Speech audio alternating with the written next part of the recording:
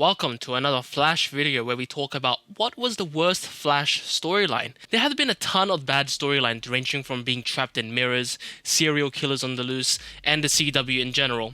So, what is a bad storyline? A bad storyline can be defined as a main/subplot in a show or movie that didn't work narratively, whether it's from the writing, the acting, or direction of how the characters evolve. There have been many examples of bad storytelling in pop culture: Barney and Robin's wedding from How I Met Your Mother, that whole Ivy Dickens storyline from Gossip Girl, or Brian dying in Family Guy only to come back. With The Flash, well, there's a lot of horrible storylines, so let's go through some of the worst ones, and let's determine what was the worst. These can either range from season-long storylines to the shorter storylines that don't focus on the main plot. Who's this? Oh, I have a baby sister. Yeah, this one sucked in all aspects. If you don't remember, in Season 6, the Speed Force died due to cosmic powers and Barry tried reviving the Speed Force, and when they failed the first time, they tried again and they got his speed back. Only thing is that 3 other forces formed: Steel, Sage, and the Strength Force. Interesting concept, but what comes after is so boring and incredibly weird. The Speed Force, personified through Nora, asks Barry for help to fight these other forces, and so he helps. We later see the Speed Force Nora getting angry at Barry for helping the other forces, now inside avatars you could say, and betrays Barry, and for the life of me, I do not remember the plan here. I think there was a giant speed tornado or something, like who cares about it? Oh, and the forces think that Barry and Iris are their parents because they fixed the Speed Force. That's the creepiest thing I've ever seen. Like, the Sage Force kept calling the Strength Force her sis, and it's like, what the hell am I watching here? And Barry and Iris go along with it? So now you know everything we do. Okay, so you got 4 kids, 2 of which are so pissed off they want to kill you. This is why some people shouldn't have children. And even Grant Gustin thought it was weird. If Grant thought it was weird, then you know that they messed up the showrunners. The forces were our children, and it was like so bizarre to me that like they're calling me dad and I'm treating them like children. The finale had some Power Rangers CGI and the fighting where the power of love and friendship made Barry faster and I think stopped the tornado thing. Where was that for Ronnie? He died for that, and no one died here. Then the forces go into Speed Force Heaven or something. Like, that was really bad. And the other subplots was, I think they introduced a meta racist who's Kramer actually, who forms a task force against Frost and Chillblaine.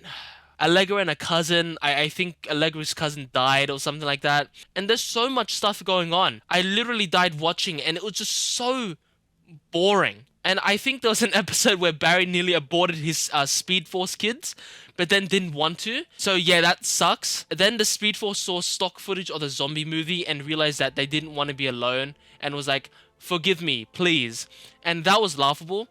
I did like some bits. The CGI when Barry was about to kill off his kids looked amazing.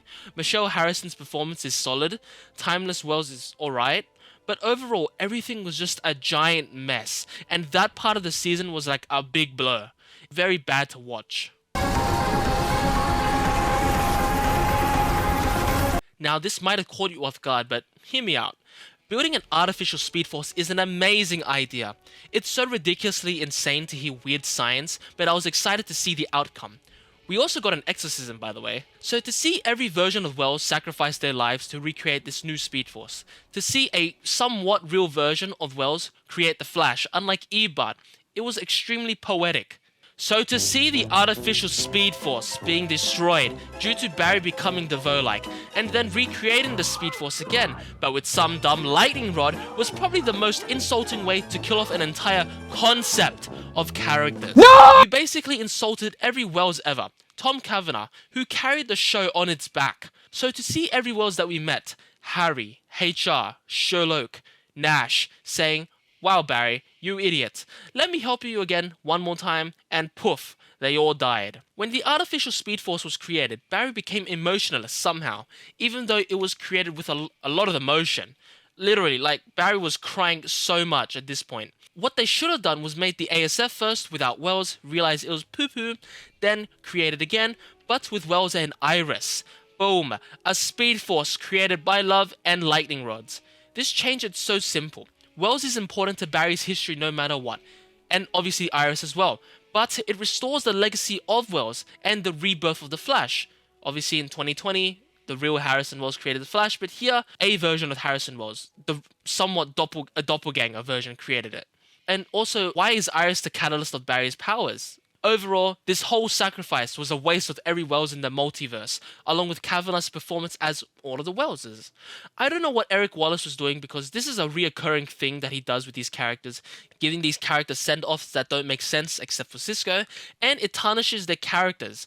And it's such a shame that they did this with their next character. That's not Caitlin. If you thought the deaths of Harrison Wells were bad, try one that we don't even see. If you haven't watched seasons 8 or 9, go watch it, then come back to this. I'll wait. Frost died in season 8, so Caitlin tried reviving her through some machine, and then someone else came out. And we see Kihone, someone new played by Danielle Panabaker, who has horrible blue streaks of hair, by the way. And later on in that episode, we discover that Caitlin is actually dead. Yeah, a character from the pilot, killed off screen. Literally. And what's worse is, apart from Cecile, no one is crying or mourning or anything like that. Barry had some guilt because he destroyed the lab stuff, but where are the tears, bro? We know Grant can cry act, but where is it? Caitlin was one of the 3 people who fixed you up, bro, and when you got struck. And I don't see no tears. Maybe that's the purpose of the rain during the episode, metaphorical tears. Like the Welleses, Caitlin's legacy has been ruined completely. Even if you don't like Caitlin because she's essentially nothing post-season 3, she's still a character that we've been following since the pilot and has remained active before her quote-unquote death. Throughout this series, Caitlin's storyline hasn't been about herself, it's literally about everyone else besides her, from Ronnie, Zoom, Savitar, Frost, and her dad. There's no character for her, and even if there is like the Killer Frost arc, it didn't even resolve properly.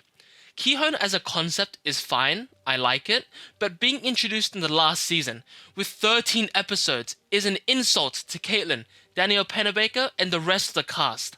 Introducing an entirely new character in the last season, it's really bad, because we need to go through their story and their growth in the last season, which should never happen, because it's where everything wraps up. Characters there from the beginning and the middle of the seasons, on their last adventures before we say goodbye to them. And boom! New character means wasting an episode or 2 about them, where we should see the older characters. Like, I don't know, Barry Allen! This storyline should have been introduced at least seasons 4, 5, or even 6. That way we get to know about Kihone earlier and not in the last season. Yeah, it sucks to see Caitlin killed off, but at least we get some arc of some sorts for Caitlin. Not in the last season! Overall, it's an insulting idea that would have worked 4 seasons ago, insulting to Caitlin and Danielle Panabaker. Oh my god, they brought her back after the series finale. Okay, look, that's pretty good, I like it. So, I guess I can respect it, but yeah. Just lost my speed. I can't write anything. This plotline is so bad that I can't write anything on it. Like, I don't want to watch those episodes because it's really bad. Cicada 2 is Orlan's daughter, Grace, from the future, and she's just, I think, a metaphobe, psycho killing machine, like Orlan without the remorse. Just insane. Actually, you know what? Both cicadas suck ass, so let's change the title. This entire storyline is a mess, from its premise to its main plot to how it wraps up. Both cicadas are not good villains at all. The second cicada is the worst one by far, but the first one has some redeeming qualities, to an extent. The first cicada was so weak that I'm shocked that Supergirl didn't defeat him from Nora's timeline. Every episode he gets defeated so easily that Barry had to monologue before he got away. Cicada is just a guy with extra strength and, meta dampener. And when they had Frost help, they still lost, even though Frost isn't a meta. She could have just frozen him like a big block of ice, but for some reason, she needs ice daggers. Is it like an ego thing to see who has the better knife? Along with that, I'm pretty sure the Enlightenment worked because every time Team Flash fights Cicada, the IQ goes down dramatically. All of them are extremely experienced superheroes, fighting giant threats like Zoom, Savitar, Devoe, and they're pretty smart outside of fighting. But when they're fighting Cicada, it's both cicadas actually, they're so dumb. Like, for some reason, Cisco breached the dagger into space, but that's a contradiction because in a season 4 episode, Cisco stated that he can't breach things into space. Cisco, can you breach that thing? Me? No way. My energy field can't even reach outer space. Now you might say he might have learned from it. How? His hands got sliced. He didn't get a Zenkai boost from Dragon Ball or anything like that. Similar to season 4 of Arrow, we see Oliver fight Damien Dark every single episode, and it does not feel intense. Damien beats Oliver every single episode, and it's at that point where I was waiting for Oliver to die. The opposite goes with Barry, actually. They fight every episode, and Barry manages to trap him in a corner. Monologues? Then Cicada flies away or something.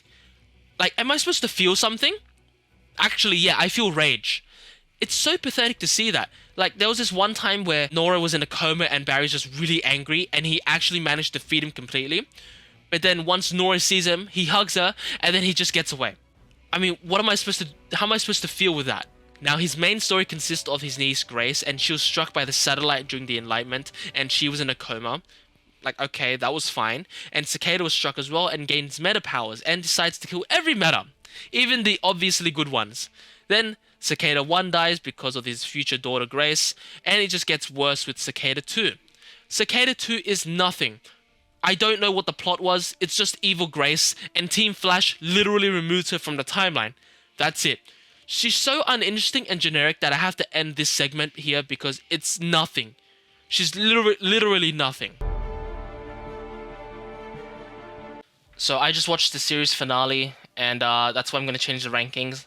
Now, originally, this storyline was going to be at number 1, but I changed it, and it's Kihon! Oh, wow, who saw that coming? Now, Kihon was 1 just because it was just a straight-up insult to Daniel Panabaker, Frost, Caitlyn, and those blue streaks of hair. But if you haven't watched the series finale, Caitlyn comes back. So that kind of redeemed it for me. It redeemed it so much that it's going down to number 4, so it's basically the 4th worst storyline, that, in my opinion. Yeah, despite her coming back, it just does not... The timing of this storyline is still pretty bad. Number 3, it is Cicada. Shockingly. There are only 2 good things in this one, and it's just Ralph and Thorn. Ralph figuring out Thorn's plan, and Thorn's plan in general. That's just amazing, and it's hilariously insane that Thorn thought of that, and it actually worked, and then Nora died. Now, number 2... it's the Forces storyline. You just can't... It's bad. It's really bad. The only good things, and I said it earlier, was Timeless Wells kinda. Michelle Harrison's performance as the Speed Force personified. Overall, like, her performance is just amazing ever since season 2. It just displays like something that Nora would be. Barry's Nora, mum. And the CGI was pretty good. The CGI where Barry aborted his kids was pretty good. Not that fight sequence between Strength and Sage Force or something like that. Now, number 1, shockingly, and is the Harrison Wells Death Speed Force storyline. That is just insulting. I kid you not.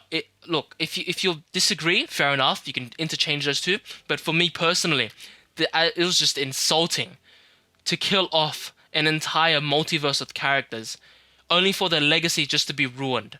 I get that Timeless Wells was there, but we know nothing about him. I get he's the OG Wells, but it does not feel like the OG Wells. Every other Wells, apart from, our Wells, feels like the original Wells. Harry, Sherlock, HR, Nash, even Gandalf Wells felt like more of an original Harrison Wells to us. And to see that character killed off, to see Tom Cavanagh's performance go all out, to see it so wasted, that was just insulting, by far. So overall, those are the most horrible storylines to ever exist on The Flash. Now, I know there's a lot more, but I'm just sticking with 4. I feel like that's just a good and appropriate number for it. Now, there's more awful storylines like Savitar, which you can find out my reasonings in the Season 3 Flash rewrite video. DeVoe, which I think will be in another video at some point. Godspeed was being considered. Red Death wasn't even a main plot point. I think it was just Chillblaine and the Rogues. But the Red Death had some pretty good moments, especially during the CGI fight and the suit and not Red Death being evil. Mirror Monarch, I think it's just filler, just like the post-crisis stuff. I think she had to get some good moments as well. But I think all of them were just much better than, say the Forces storyline or Cicada or anything like that. In a New World is really great despite the lack of Barry, and I think too much focus on characters like Cecile and Allegra and all that stuff. But overall, these lists, while still terrible, had some pretty good moments. But yeah, that's pretty much it. So yeah,